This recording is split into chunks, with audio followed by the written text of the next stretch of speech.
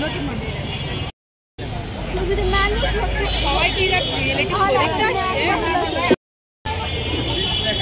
শেখ শহীদ খান জাফরুল্লাহ দুপুর 12:30 নাগাদ শহীদ হয় উদ্বোধন করার সুযোগ পাচ্ছি।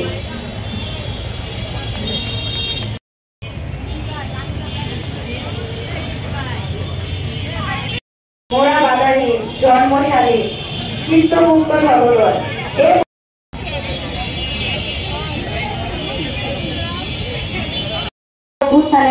শহীদ নওগাঁর সন্তান শেখ ফাহমিদ জাফরের মা গণতান্ত্রিক শিক্ষা ব্যবস্থা প্রতিষ্ঠার সংগ্রামকে শক্তিশালী করার